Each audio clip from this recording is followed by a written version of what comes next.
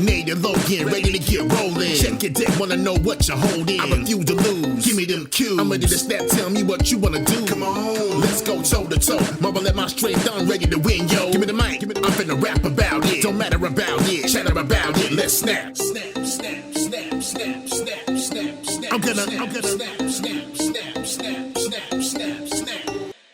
Hello and welcome to Snap Chatter, your weekly Marvel Snap podcast. I'm one of your hosts, Logan. And I'm the other guy, Nate. Well, listeners, unfortunately, this is the final episode of Marvel Snap. However, this is not our final time playing Marvel Snap. We will continue playing this game, talking about it, taking out the trash as much as we possibly can. Absolutely. Because that's just what we do. We're the garbage men. We clean up the streets of Marvel Snap, and we take out the trash one Galactus deck at a time. So it's a tough job, but somebody has to do it. It is. It's a thankless job, but that's what we got to do. We got to get We got to get out there and clean up the streets. Because you Galactus players, let me ask you this: do you think that Second Dinner is ever going to address Galactus decks to a certain degree? And if they do, like, how would you even? Because I've tried to think about this for the last couple of weeks, and I'm like, I don't know what you do with Galactus. I think he's in line for a nerf. And I think the rampant overplaying, because what would you do to nerf him though? Is my thing. What? Like, I'm only half joking when I say that if a Galactus player snaps, they have to play all 6 turns. They have to see it through. They have make that the nerf. You don't need to do anything to his power because he doesn't really have power. And I think because that's the most annoying part of it. I don't know if that's even feasible, but like that to me is like, no, if you are a Galactus player and you snap, especially like at any point in time, if you snap, you have to finish it. You have to finish it. Like your opponent can dip out. They can. Okay. Yeah. The opponent can dip out, but no, you, if they stick around, you have to stick around. And I can see the animation changing from like he blows up the planet, right, or the board or whatever, and then you see one last laser go to the retreat button and blows it up. That would actually be awesome. That would be hilarious. But with that being said, listeners, welcome to the final episode of Marvel Snap. Kind of what we're getting into actually leads into what we're doing this episode. We're going to be talking about 2 different topics. We both brought a topic to this episode, and my topic, let's kind of keep it. Let's just keep rolling with it. My topic is, how long are we going to keep playing Marvel Snap? Growing up, I've always heard, when are you going to quit playing video games? When are you going to stop? When are you going to grow out of those? Here I am. When my hands stop working. When my hands stop working is a very good response. But I think with Marvel Snap, I think it's a good question because we've gone through some pretty insane metas that I know for me, I've wanted to quit the game during the Shuri Red Skull era of Marvel Snap. And now with the Galactus stuff, it's kind of annoying. And let's just talk about it, man. I mean, this is going to be a time for us to kind of talk about a couple things going on with Marvel Snap. And I know for me personally, I don't really know. I don't see me ever really stopping playing this game because I just have so much fun with it. I really like card games. I grew up playing the Pokemon trading card game and Yu-Gi-Oh! Really enjoyed those games growing up, and kind of fell off card games for a while. And then I played Hearthstone for a little bit.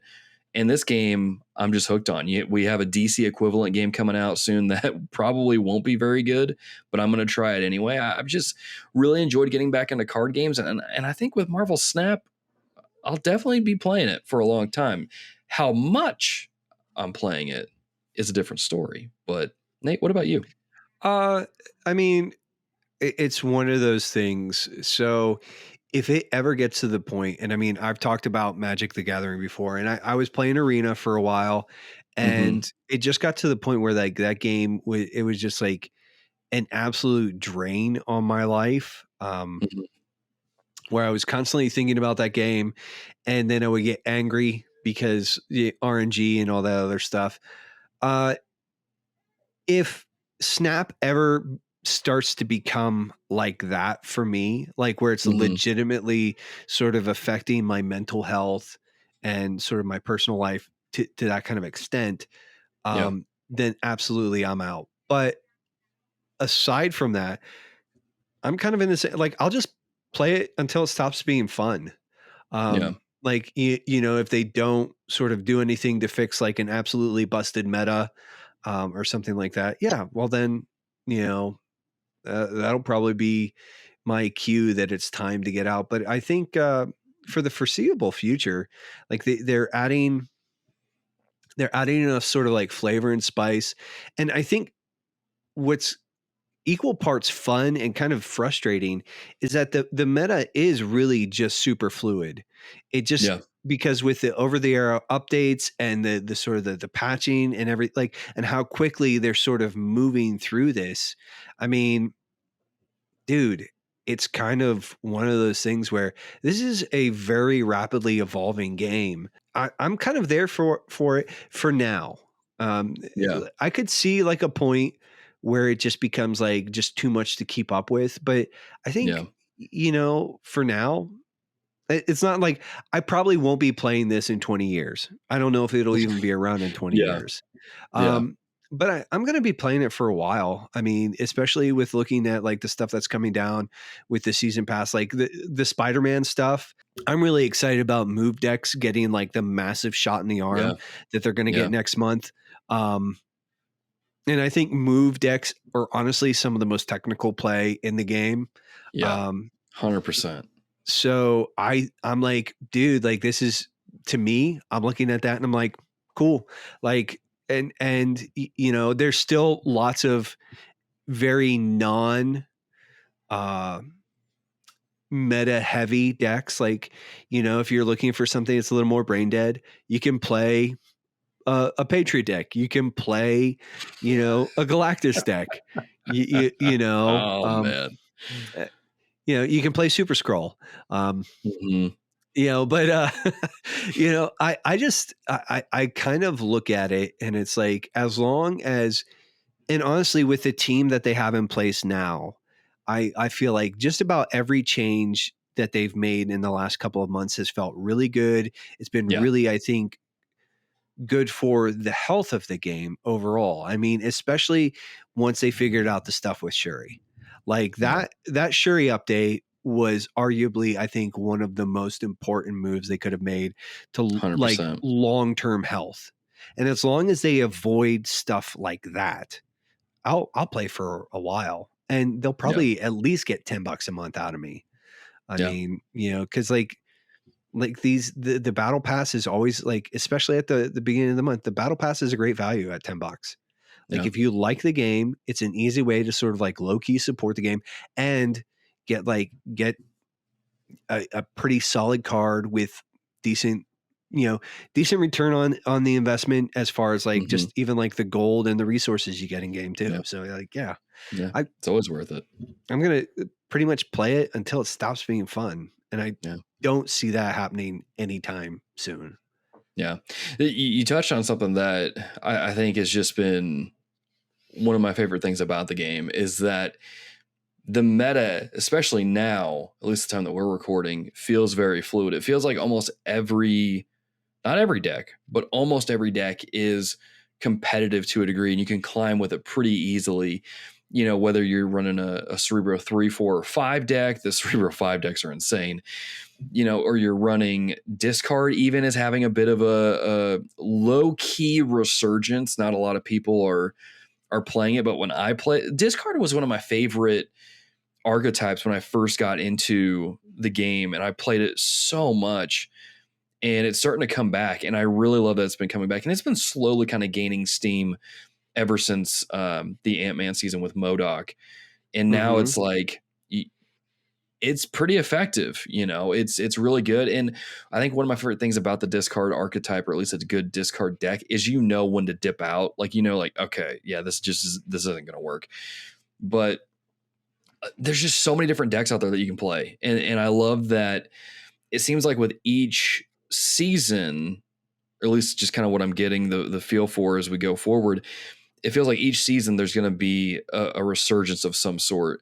This season, a little more, it's more open, a little more kind of freestyle because Nebula is just a good deck or a good card to slot into almost every deck. I was going to say, dude, honestly, I think this season you're going to see a real uptick in control style decks. Yeah. Like they've always been a strong format, but especially with like the tempo control that Nebula kind of almost forces, I think you're going to see a lot of like sort of like if she's starting to get in play, you're going to see a lot of that style deck kind of like popping up again.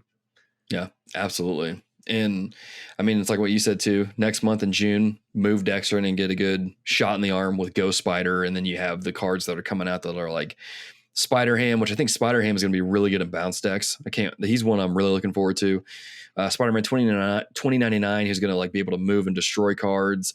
And then there's one more card that I'm totally blanking on and can't remember. I was going to say Spider-Man 2099 is going to be a monster. If you bounce him around into a couple different lanes and you just sort of rip out cards in each lane, like, dude. And I think some of the locations that they're going to be introducing actually do some move kind of stuff too. Yeah. So it's Silk. Whenever you play a card like there, she moves to another location, so she keeps bouncing around. So I mean, that's going to synergize great with Miles Morales. It's going to synergize great with just like other move decks because you're going to be able to move things around constantly, and it's going to keep your opponent guessing because it's just like what are you going to do with this? Mm-hmm. Yeah, so, dude, I mean, and you're going to see again, move decks are just going to get like a massive shot in the arm. It's going to be great. Yeah. It's going to be awesome. And I mean, it's also worth pointing out the artwork in this game, for listeners who, we haven't talked about this, but like almost every episode, either before we record or after we record, we spend a good probably 10 to 15 minutes just gushing over the different variants and the different cards that, or not cards, but the different variants that aren't out yet. Some of our favorites have been Art Germ, Kim Jacinto, Max Grek, even, there's just from the art perspective, there's so many good, just different variants of the cards in this game. And man, it's really cool. So, I mean, from that perspective, it's going to be great. The one thing that is going to bother me a little bit though, going forward, we didn't talk about the collector bundle a whole lot last episode, but these $100 bundles, man, I don't think the pricing of those bundles is enough to really just turn me off from playing the game.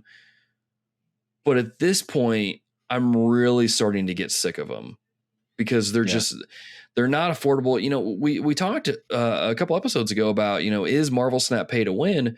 And you had mentioned that with the presence of that collector deck, you get 10,000 tokens out of there for $100. Yeah.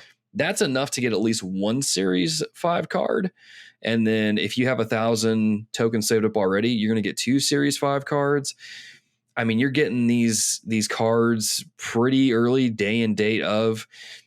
Thankfully, the cards that we got last month, which was Jeff, Stagron, and Snowguard. Those weren't really like massive game shifting cards. Stagron is really cool. It has a lot of good utility. Jeff is really good for sneaking into lanes that you can't get to. I think Jeff is really going to rise up and be, Nate, you said this in the last episode too, either post recording or during. Jeff is going to rise up to be like one of the premier 2-cost cards. And I can easily see that just because of his utility. But I think as we get further into new seasons, we're going to see these cards really change the landscape in some unique ways. And it's going to be interesting to see how High Evolutionary does that, and even how Iron Lad does that as well. That it's really going to keep bringing up the question, is this game pay to win? And I think if they keep pricing these bundles the way they are, it's going to really look like that. To a degree. I don't know if you have any thoughts that you want to share more on that. I know you brought up and didn't talk much about it. I think that's kind of fair in the sense that, and again, it was something I almost sort of said in passing. And I think we stopped on it for like a minute. But yeah, that's exactly sort of like the point is 10,000 tokens is enough. Basically, most people have a few tokens sort of sitting around, that is Mhm. enough to get 2 Series 5 cards like off the rip. It might just be something where it just doesn't feel good. Yeah. But and again, I just come back to it and it's like, get rid of the token shop, get rid of the Yeah. tokens altogether, Yeah. and make these bundles like, because I think like the strong selling point is like the cosmetics are beautiful. Like, art germ variants. We were just talking about that, the Peach Momoko, the Yes, that was Flavian, another one. like there are so many really great premium variants. And Yeah. I'll tell you what, those ultimate variants, you want to nail somebody for like $20, there's at least an ultimate variant or two that I would pay probably $20 for. We were talking about that unreleased Darkhawk variant that I'm like eagerly awaiting, like Yeah. when it drops into the shop. And I guess I kind of just look at that and I'm like, that's a legitimate concern. And that is really the big thing, is like, I think for the health of the game moving forward. And again, we're still pretty early on, and Marvel Snap is still a fairly young game in a lot of ways, Mhm. but Yeah. like they really, I think the next really big important thing, because I feel like they have a pretty good grip on like the game and what's fun Yeah. and like the Absolutely. meta. Get your pricing under control. Yeah.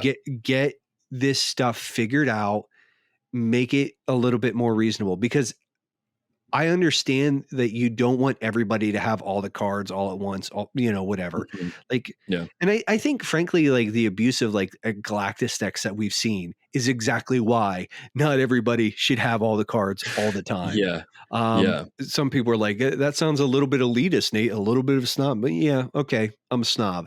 I'll Well, gladly sit in that camp, I guess. I don't think it would sound elitist or anything like that, because I mean, it's true, because I mean, imagine this. Imagine everyone got Galactus at the same time. That's all we would have seen. And it would be even worse of a problem than what it is currently. And that would most likely drive people away. It would either do one of two things. It would either drive people away from playing Marvel Snap, or it would cause everybody to find like, okay, what's the counter for that? And then everyone's playing like Debris, Polaris, all those things, which is what we got now, right? In my opinion, the big bads, I don't think they should ever be dropped in a collector's cache. I know that's easy for me to say because I got Galactus out of one, but it's one of those things where like, I think the big bads are those cards like that you should work towards. They're always going to be 6,000 tokens. It's like, work up to those, get those. And then once you got them, learn how to play them well. But if you just get it, I don't know. Well, and it sort of even goes back to the conversations that I know at one point in time we had a conversation in TRG Discord between several of us about like Thanos and the Thanos Lockjaw decks.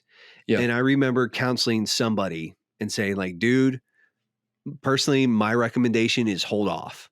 Like, you don't have enough pieces to make it all work. Like, unless you have this card, this card, this card, this card, and this card, you're going to kind of, it's going to be like, it'll be fun or whatever, for a little bit, but it's not going to really It's not gonna be sing the, efficient. it's like, will you get some wins? Yeah, sure. And then, it was friend of the show Skinner, and he ended up getting it. But then when Leech got nerfed, he said, he was like, well, this kind of kills my deck. And I said, but dude, it makes the rest of the game balanced. Like, you were almost depending on the turn 3 Leech. And it's like, and I think that's the part where, and again, I'm not like, hey, like, play the way you want, but I think a lot of times it's like you said, I think the big bads, especially, when like where there's almost like an entire deck that's sort of like, or archetype that's or meta that springs up around these, like Thanos decks are their own thing. They're just like, you play them differently than you do other decks, and this comes from a guy who plays a Thanos deck not especially well, but then like Galactus decks, they're their own sort of thing. I don't think we've seen really any Kang decks per se, but like Kang is just one you just slot in and use when You need some intel. That's it. But with the Living Tribunal coming out and some of this stuff, like when you've got the big bads, like they are going to radically change how the game gets played. If you don't have a firm grasp on the actual fundamentals of the game, it's one of those things where it provides an easy advantage, and you can you can win a bunch of games. They're like low cube yields, and and they're not fun to play against. Whereas if like you actually learn the basics and you get the fundamentals of like how like decks in Marvel Snap work, then those games they can open up. And so yeah, I'm with you that like I think big bads always need to be kind of not unobtainable, but you need to really work towards them because of the way that they drastically change the game. No, I totally agree. And I think that's kind of goes back to one of the things that we've said from the start of this show is taking the time to be patient with the game, to learn the game and to play it. Not to say, you got to play it perfectly, but it's just, you really got to learn the mechanics. You got to learn how different decks work. And if you just get one of those cards thrown to you, it's like, okay, you could get Stature, for example. And it's like, cool, I don't have Moon Knight and I don't have Black Bolt, so I can't use any of them, right? Mm-hmm. But even then, you almost don't want to use Moon Knight in conjunction with Stature because Moon Knight's is a crazy card. He might discard your Stature, and it's that thing of where you got to learn then, okay, well, how do I prevent that? What are some things I can do to keep that from happening? And that's the thing about the game that I think the game is really good about doing that, like you getting it cards, right? The way that it. Well, and this is sort of getting into what I was going to talk about, like onboarding and just like sort of like saying like really in getting new players to sort of like used to the game, especially since like, how do we do that? Especially since like you have a meta that is almost constantly in flux. Yeah. That's a good segue then, man. Let's just kick it off with that. I mean, because how do you do that? Because I think one of the issues is, when you first start the game, I think it does a great job. I think the tutorial does a really good job of kind of teaching you different things and then giving you those pool 1, pool 2 cards. But it's the moment you get into pool 3 that it's almost like that's the point where you need to decide, am I going to stick with this and roll with the, in my opinion, poor card acquisition, or am I going to bounce out? Because I think that plays a huge role into it, because I remember when I got into pool 3 and they finally made that change to the token shop and you can just buy your series 3 cards for 1,000 tokens. Right. And that got me through pool 3 so fast. Yeah. But for a lot of people now, you can't, sure, you get a free pool 3 card every season, but you just get one. And then it's like, now you got to unlock them. And I don't know, maybe you get them frequently. Someone will have to let us know in the Discord, but it's just one of those things where I feel like that feels like such a huge slog and I don't know how to get around it. Well, I think you just have to you have to turn up the acquisition rate, especially as you keep adding cards to the card pool. And then there's stuff that's being pushed down into pools 3 and 4 from pools 5. And, they're being pushed down into different series. You have to turn up the card acquisition. You have to. Yeah. It's not enough to just like say, well, here's your one free series 3 card.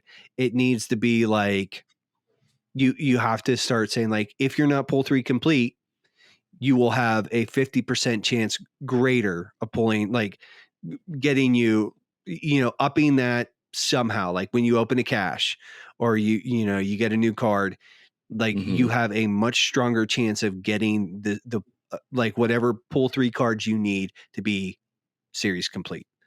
Yeah. That's I think the first sort of step is, especially, and again, so how many cards got added last month? Hitmonkey, Snowguard, Stegron, and Stegron, Snowguard, and Jeff. And Jeff. All right. Yep. So there would have been 4. There's 4 cards every month at least. And then Kitty Pryde's coming back this month. So this month we'll get, 5 cards added to the general pool. Like, well, thankfully Kitty Pryde is going out to everybody regardless. So that's a nice thing. But you're getting 4 cards every month. So that it is 48 cards every month or every year that are being added to the game. Yeah. And so, and a lot of that stuff again is going to get pushed down into pool 3. So you're going to like, and a lot of these decks don't really work. Like discard coming into pool 3 is completely non-viable. Even though I think once you have the cards that actually you need for it, discard is a really strong deck build. It's a lot of fun. It's kind of crazy. You can't count on it, but it's a lot of fun. There are a lot of these decks that are being played now. And again, you can play, there are different like Patriot decks. You can have access to those fairly early on, and they're pretty strong the whole way through. Yeah. Basically 50 cards a year are going to get added to the card pool. And a lot of those are going to get pushed down into pool 3. You're going to need to increase acquisition. Honestly, I would sort of say, I think probably the tutorial just needs a bit of a bump. Like it needs, you need to make it so that and I know that we never actually really talked about like the kind of the different metas and stuff like that, but you're going to need to really give them a few ongoing options. You're going to need to give them a few on reveal options. You're going to need to give them some move options as far as like deck building coming into pool 3, into series 3. Like you're probably going to have to actually broaden series 1 and series 2's pool like cards as well. I was about to say that. Yep. Well, will we see stuff and hopefully, so what they'll do is they'll just, push some of that stuff down into series 1 or 2. So maybe you'll spend a little bit more time in that series 1, series 2 sort of phase. And that way, because like, dude, like right now, even coming into it, like there's just a lot going on.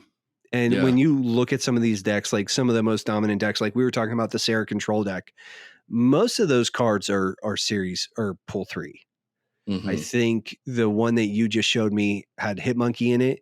And so he's new. He'll be a series 5. Sarah Control is a solid format, but it's you probably aren't going to see most of those cards until you're pretty close to being pool 3 complete. That's the biggest thing is like onboarding is really just going to have like, it's about getting people access to cards more often. And so that they're not. So let me ask you this then. Do you think they just need to get rid of the whole series breakdown of cards in general? Or I guess maybe get rid of 4, 3, 2, and 1, and then just leave your big bads as series 5 and leave those as like, these are always going to be here. No, I don't know that you need to get rid of the series kind of stuff. Because series 1 is like the first, it's like you get like this starter deck and you get like these 30 cards or whatever. And you just in series 2 is pretty comparable. I think what you need to do is stuff needs to start getting pushed down into series 2, and series 3 needs acquisition needs to just sort of be ticked up.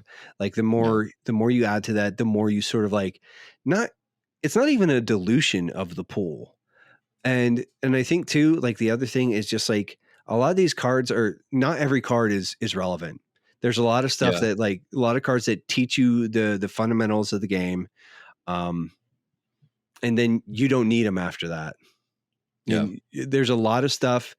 There's a lot of like 1 drops and 2 drops and 3 drops that I just don't play. There's a lot of cards that I just don't play because they're either just there's a better slot. There's a better card for that slot and I have it, or it's just that's not my play style. So I just think and again, I don't have like a perfect answer to it, but I think like one, kicking up acquisition, but also giving them a little more exposure to like some of the more robust deck building elements.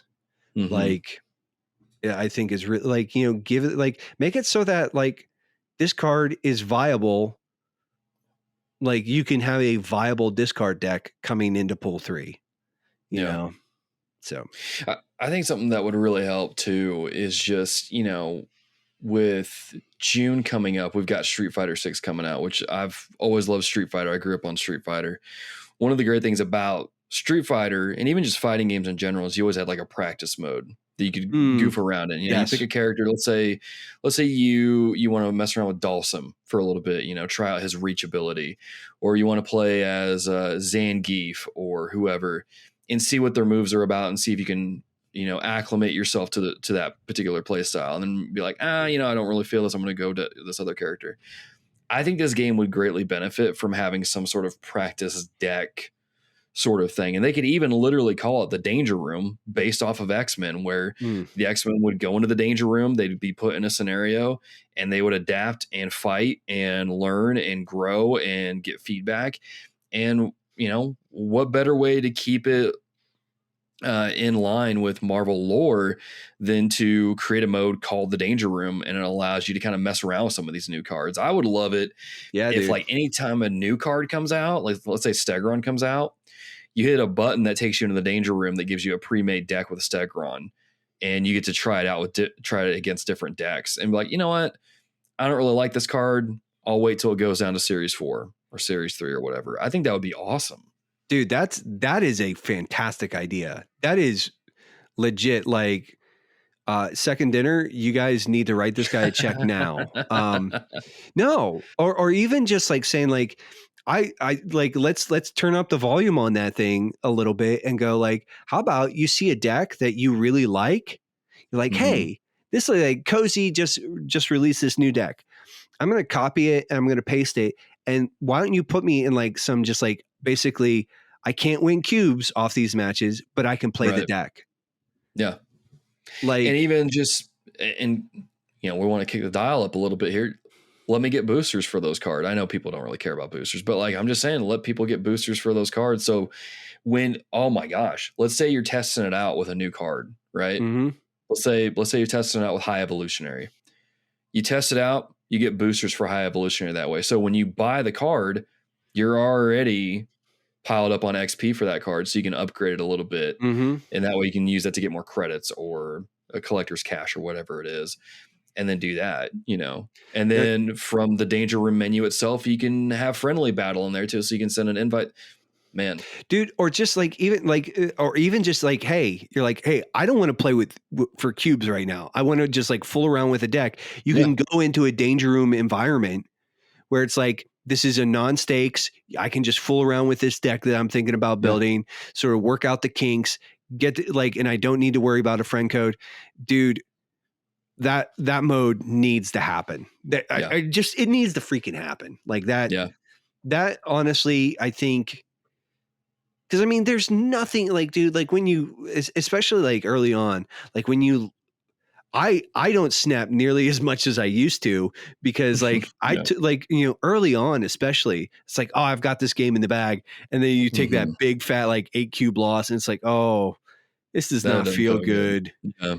And, you know, I don't know, like that, like the knowing when to snap and not snap and all that stuff. Like, I think honestly, having a mode like that would sort of be like, oh, like, hey, this right here would be a point, and maybe even something in it where like you can sort of like build in like some, like, because it's a non-stakes match, maybe you can build in some like instructive AI and be like, hey, like, you've got like a really great hand here. If you were playing a normal game, this might be a good part to snap. Like, give them a fully fleshed out sort of like mode kit to like really kind of like dig into the meat of the game without getting their teeth kicked in. Yeah. Now, I know they did say they were working on some sort of like smart deck AI deck building thing to kind of help people with that, at least as far as the deck building thing. But man, I really think for that component to be really just like, for it to feel good, there needs to be like a practice Danger Room setting for people to go play around in. Alongside, no, dude, that's a fantastic idea. Like, just again, sort of having like a no stakes mode where you have access to all the cards. Oh my gosh, you can build whatever deck you want. That would be nuts. Like, and that man, yeah, dude. No, I like that. I like that a whole lot. Yeah, I like having the whole cards open to that mode too, because that could get nuts with things like tournaments and stuff. Like, why not? It's like at that point in time, like there's no, like, yeah, you could just run a tournament out of that, you know, because you're not, wagering. You're not doing cube. You're doing friendly battles anyways with tournament brackets and all that. It's like you could just run it in this mode, and yeah, dude, like anybody could play anything they wanted. Nate, do you have any other things you want to add on there about onboarding? Because I feel like I've shared a good bit. Second dinner, cut me a check. Yeah, cut this dude a check, man. I mean, Or just put a danger room in there. I'll just take that so I can play around in it. Yeah, I mean, I was gonna say something about like sort of a risk-free environment, but like your danger room idea was like just killed it, dude. Like they just I think as you and again it comes back to as you add more cards into it, this game is only going to get increasingly more complex, right? Yeah. This is already like 4D space chess underwater, upside down, in reverse gravity. Kind of like it is just a weird kind of fluid mess all the time. And outside of a few decks, there's always like Galactus is like pretty much easy to read. I'm just kind of looking at it and I'm saying there's a lot of room to just kind of, if you make that initial, because I think we're starting to hit a point. The way that I would say it is, I think what we're starting to hit a point is that the game can be incredibly technical, and that can be very daunting to people who don't put in the time to sort of like really learn the game. I don't think this game isn't like Othello, where it's like, you can learn it in 5 seconds and it takes a lifetime to master kind of thing. Yeah. It is it's a little more complicated. It's a little more chess-like in that, but I don't think it's completely inaccessible. And I just think what you need to do is you need to give people the tools to actually learn how to play the game. And so that, like I said, I think like, honestly, dude, like I didn't have any great ideas coming into it. I was just like, well, make cards easier and maybe give us like sort of like a dummy mode, but your danger room sort of thing, especially if they couple that with like, hey, in this mode, you can build any deck you want. You can play any cards you want. Yeah. You're not going to do any climbing at all in this mode, but it's like, it's like the danger room. It's sort of a playground. It's a place where you can go to test new strategies, test new ideas, and hopefully learn a few things. I think that would be a great idea. Like, yeah, man. So would you look at the danger room and say, oh yes, very nice? Oh, for sure. For sure. Man. I'd be like, it would be a very ecstatic. It'd be like, heck yeah. Not just an, oh yes. It'd be like, darn tootin'. Heck yeah, darn tootin'. That's awesome. Like, get after it, Oh man. Yeah. I love the X-Men, man. I grew up on the X-Men, reading the comics, watching the animated series. I think that would just fit perfectly in with the game. But with that being said, let us know your thoughts, listeners. Again, YouTube comments, Discord, all that jazz. But man, that was our final topic of Snapchatter. This brings us to our final, oh yes, very nice. And man, Nate, I'm hooking you up yet again, man. This is one that you, in a way, sort of picked without actually knowing you picked it. I'm going to put it up on the screen for you. There it is. And the only hint I'm going to give you, it's an unreleased variant that's not out just yet. But man, let's take a moment to I guess gush over it, man, because I'm telling you, it's it's pretty dang dope. You know what? It gets a heck yeah. Get after it. Darn tootin'. Darn tootin', man. That's an oh yeah. That's an oh yeah. That's not just an oh yes. That's an oh yeah. Very nice. This is one of those variants that honestly I look at and all I hear is Little John going, yeah. That's all I hear, man. It's a threat. I'm just gonna tell you right now, it's that Darkhawk threat that we were gushing about before we recorded the Kim Jacinto one. So good. So good. Yeah. It's just the lightning coming off of them. The minute that thing hits my token shop, I'm gonna be like, it's yours. Mine. Yep. Gimme. Hey, you know what? I'm breaking form here, but you know what? I just want to say, I want to give you, sir, an yes, very nice. This is our last episode.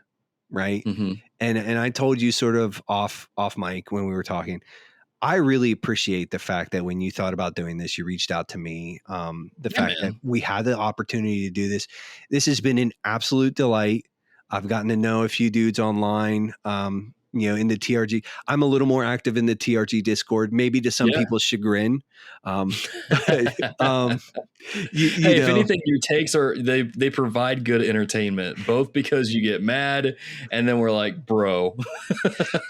and occasionally it's just like, I don't like this and it needs to go like pound sand. Sometimes though, it's not always that though. And sometimes I'm like, True. no, I have reasons. You may not like Yes. them, but I have reasons. And it makes sense, dang it. And I make a lot more sense than I want to sometimes. But I just want, I wanted to say thanks, Logan. Thanks for Yeah, giving me dude. the opportunity to do this with you. And I want to say thanks to our listeners. Yeah. This is a ton of fun. And I know that I think I can confidently speak for you too. It's like, we are so grateful for the way that you guys sort of like just came alongside us for Yeah. the journey on this. Like it was, so you know what? Also to our listeners and to our viewers, oh yes, very nice to you guys. Like you guys are top shelf. Don't forget it. With that being said, I have an IS very nice to extend as well. To look, I do what I can when it comes to making intros. It's not always the best, but that's why you have friends. And to our friend, Sound of the Rain. Oh, yes. Actually, dude, your intro, can we go beyond darn tootin' and awesome? Like, I saw someone tweet at him and say, like, dude, that intro is almost too good for a podcast. And I'm like, you know what? You're right. Dude, I was going to say, like, the only way I can get more emphatic with my sort of like is by dipping into adult language. And I'm not going to do that here. Oh, wow. I'm like, dude, wow. that is, the way I've said it before is it rips. Rain, that intro kills, dude. You took it and you just destroyed, dude. It was so good. I mean, like you get a heck yeah, with all exclamation points underlined, super bold, all caps. Yep. I'll give you a little John. Yeah, that's what I would give you. Absolutely, because that's how you get a party started right there. Oh my goodness, that's a thing. Side note, anybody that's listening to this that needs some kind of audio work done or even video editing work done, hit him up. He's all about it. Sound of the Rain Productions. Link will be in your show notes. But yeah, that brings the final episode of Snap Shatter to a close, except for our last favorite card highlight, man. And I want to kick it off with, as we kind of are still navigating through the Guardians of the Galaxy season, slowly making our way towards the Spider-Verse season. I want to recommend Spider-Man. He's great for Nebula. You drop him on top of Nebula, then that guarantees a buff for Nebula. Maybe, you're going to play Galactus. You play Spider-Man, so that way it moves cards around so you can get some game the priority with Galactus. Don't ever play Spider-Man on top of Galactus on turn 5 like a heathen. Don't you dare. Don't do it. Don't do it. Like, don't but be that guy.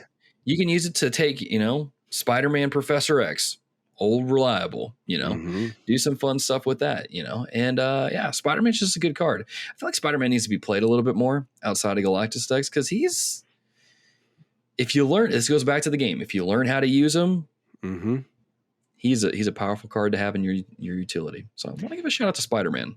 Spidey's a good one. You know what?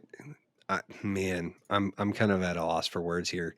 We're kind of Spidey, man. It's hard to compete. Spidey is like top shelf. He's more like people sleep on him all the time, man. And he's really good. And I think Spider-Man is a 4/3, right? Yeah, he's a 4/3. Slotted Cerebro 3 deck. There you go. Get some control elements into that as well. I'm just saying. So for my final favorite card highlight, and it's like I love to hate them. I love to hate them. And I talked about like sort of like the other side of this, but I'm gonna go with like Shang-Chi. Okay. I thought you were going to say Scorpion for a second. I was like, man, this is a redemption arc right here. No, Scorpion can still like, he can go suck all the farts, including the wet ones. That's what he hits you with. He hits you with the wet farts. Yeah. It's like just poops all over my parade. No, Shang-Chi is like one of those cards that you absolutely hate when he's used against you well. Mm-hmm. But when you're able to like utilize him well against an opponent, it just feels awesome. And like, I think like the thing is I have talked about like nerfing or doing something with Shang-Chi, and there's still something to me about him that kind of like, I wish there was a little something like there's something about him that just feels a little off in my opinion. But what I will say is like Shang-Chi is just like, I don't think there's been a card that just hands down, like he's just one of the most played cards, and it's for a reason. It's because even more so than Wolverine, he is the best at what he does, and what he does is not very nice. Yeah. Unless you're the one using them, then it's great. Then it's awesome. It's a good time. Oh yeah. What? But anyway, listeners, there is your final card highlight from us here at Snapchatter. As always, you can keep up with us. You know, the show itself may end, but we don't. So, Nate, where can the listeners find you, man? How can they hang out with you? Keep in touch with you? The usuals on the different socials. I'm at Nate_McKeever. Then the different platforms, you know, I think I mentioned it last episode. I have a 3 months of Xbox Ultimate. I think I'm Nate Space McKeever there. Like I'm pretty boring, super on brand.